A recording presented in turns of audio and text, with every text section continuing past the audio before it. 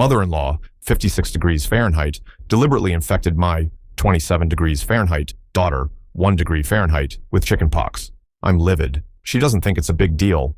I can hardly type this out because thinking about it makes me so angry. Earlier this year, my husband, 31 million, and I decided to spend Christmas with his family for the first time since my daughter was born last September. Since they live 12 hours away, we decided to stay for a few weeks before Christmas so they could spend loads of time with 13 months. We arrived early like we planned and everything was great. I've had a few disagreements with my mother-in-law, Trish, 56 degrees Fahrenheit, in the past over my parenting style. She criticized me for using disposable diapers, buying baby food from the supermarket, and not raising Annie as an organic baby. But everything seemed great. After a day or two settling in, my husband and I decided to pick up a few gifts from a mall around an hour away before the last-minute rush kicked in. My father-in-law, 60 million, tagged along. Trish said she was happy to take care of Annie. We got back a few hours later, and Annie was down for a nap on a blanket I didn't recognize. Trish said one of her friends dropped by and gave it as an early Christmas gift. It looked pretty old, worn, but I figured one of her hippie friends was just recycling it. The next 2 weeks were fine, aside from Trish making a point to prepare meals for Annie from scratch. I mentioned this to my husband and he said to just let her be. Annie mostly mushed the food Trish gave her with her hands through the bowls on the floor, as she's been doing at the moment. Trish said it would take her a while to get used to nutritious meals. I was getting sick of her meddling, but it was only for a few weeks, so for the sake of the holidays, I let it slide. The day after Christmas, Annie was really unsettled and wouldn't stop fidgeting and crying. I took her temperature and she had a fever, so I kept an eye on her for the next few days, and it thankfully started to go down. This morning, she started to get a rash and blisters on her arms and legs, and I freaked out. I was packing a bag to drive to see a doctor when Trish asked where I was going. I told her Annie had a rash, and I was taking her to see a doctor. She got a weird, smug smile on her face and told me there was nothing to worry about. When I asked her what she was talking about, she said without even looking at Annie that what she had was just chickenpox. I asked her how she could possibly know that, and she casually admitted one of her friend's grandkids had chickenpox a few weeks ago, so she asked them to wipe a blanket over the child's arms, legs, and face and bring it to her house. At this point, I couldn't believe what I was hearing, so I asked if that blanket was the gift Annie was sleeping on. She said it was. I lost my mind. To be honest, I don't really remember what I said because I was up most of the night for 2 days checking on Annie. I just unleashed on Trish, asking what the fuck was wrong with her. My husband and father-in-law came to try to calm things down, and Trish dug in her heels and said chickenpox was the best and most natural thing for Annie to build up her immunity. I already have a vaccination schedule in place with my pediatrician, and she was booked in to get immunized for chickenpox at 18 months. We drove to see the doctor, and he confirmed she had it. He said, I'll have to cut Annie's nails short and might have to tape socks on her hands while she sleeps because kids so young can scratch until they bleed, and that will leave scars. On the drive back, my husband started making excuses for Trish that she was only doing what she thought was best. I couldn't believe he was defending her, and we fought most of the way home until I told him to stop talking to me. Annie's been scratching like crazy, and I just had to tape socks over her hands. Trish tried to talk to me when we got back, and I told her to get out of my sight. We were meant to stay until Wednesday, but I just finished packing up our stuff so we can leave first thing in the morning. I'm so angry, I can't even think. Whenever I hear Trish moving around in the kitchen, my heart starts beating faster, and I feel like going out there and grabbing her by the hair. I don't ever want to see her again, or let my daughter see her again. What can I say to make her and my husband realize the enormity of what she's done? I don't think I can speak coherently to their faces until Annie gets better. Relevant comments. When asked why her daughter wasn't vaccinated for chickenpox, she's up to date on her vaccination schedule. She was vaccinated for measles a month ago and booked in to get the chickenpox vaccine at 18 months old, as normal. More comments. If someone did this to my child, deliberately infecting them with a disease without discussing it with me, with the malicious intent of undermining my parenting to teach me a lesso, they'd never see my child for extended periods or unsupervised again. Update. Thank you to everyone for your comments, inbox messages, and advice after my original post. I read all the comments and messages, and they genuinely helped, especially the home remedies on how to stop itching. Since my first post was locked and deleted, I hope it's okay to briefly summarize here. Over the holidays, my mother-in-law Trish, 56 degrees Fahrenheit, deliberately infected my daughter Annie, 1-year-old, with chickenpox by wrapping her in an infected blanket while she was left alone with her for several hours.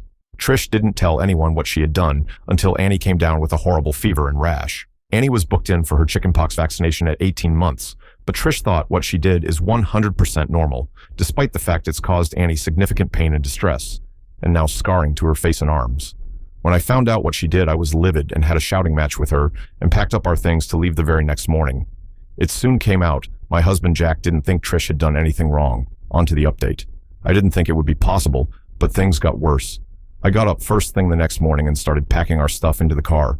Once I opened it up, I kept the keys in my pocket since I was going in and out.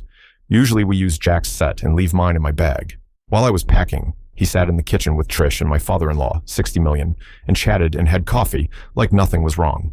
Annie was mercifully still asleep, so I just gently belted her in and closed her door when Jack came out and asked if I had everything. I said we were good to go as soon as he was. He said okay, and calmly took out his key set and centrally locked the car, locking Annie in. I asked him what the hell he was doing, and he said we wouldn't be leaving until I apologized to Trish. I think I was stunned into silence, because he then took the chance to rehash what he said the previous day, that Trish thought she was doing what was best, that chickenpox doesn't kill you, and that I was making a bigger deal out of this than I needed to and making Trish feel bad. Yes, making her feel bad. All the comments from my last post were swirling around in my head, and I told him he needs to stop being a son and start being a father. He screwed up his face and said he would always be Trish's son, and that was the point. That nobody should speak to his mother the way I had the day before, and I needed to apologize to clear the air. I felt like I had entered some kind of weird twilight zone where I had accidentally married a 9-year-old instead of an adult man, so I just asked him to open the car so we could leave. He repeatedly refused, then walked back inside and said he would see me in there when I was acting more reasonable. You can probably guess what happened next. I'd left my bag on the passenger seat, so he probably assumed my keys were in there. Nope. I waited 30 seconds, then just hopped into the car and drove away. My phone blew up with a million calls from him, Trish, and my father-in-law. Eventually, my mom and dad and my sister Jess, who I'm super close with, called as well. I'd briefly texted Jess about what was happening the day before, but she was stunned to get the full blow-by-blow. By the time I was on the open road, I asked her to phone Jack and tell him he could walk home for all I care. Once she heard my side of the story, and not Jack's, which was apparently that I had gone crazy, frightened Trish, snatched Annie, and sped away. She calmed way down. Mom, Dad, and Jess offered to start driving and meet me halfway so I could switch with one of them and wouldn't have to drive the full 12 hours by myself in one day. I was so grateful to see them I pretty much broke down in a truck stop parking lot while I blubbered that I loved them. They all took turns driving while I had a rest. It was super reassuring to talk it over and hear that Trish and Jack are the unreasonable ones. Once we got back, I stayed at my parents' overnight and they said I could stay as long as I needed. The next few days were fairly tense. I was up most of the night making sure Annie didn't scratch, which she did anyway somehow, and it seemed like she just cried and cried and cried until she was exhausted. She has 5 scars on her face and a few others on her arms from scratching. I know appearances shouldn't matter, but I'm so angry her skin is marked for life now over some stupid. This whole thing is just something I never expected to happen. I answered one of Jack's calls only to have him start a rant that he didn't recognize this person I had become, so I hung up on him. He was due to come back for the start of the work year, which I wasn't looking forward to, but I figured we could make it work as long as Trish was 12 hours away.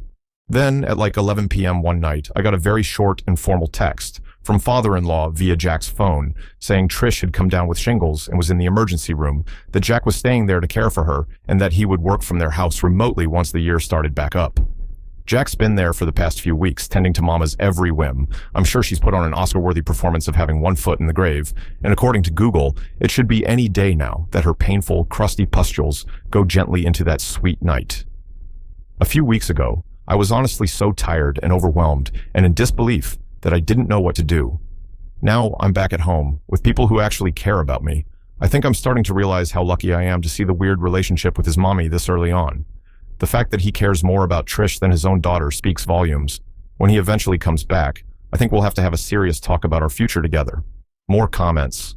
He locked your daughter in the car, holy shit, and assumed you wouldn't be able to get her out. I mean, that was why he locked her in, to threaten you. Holy shit. Good on you for dipping out of there after that. Whatever happens with your marriage moving forward, you seem to have your parenting priorities straight. Good luck, and I hope Annie feels better soon. Second comment.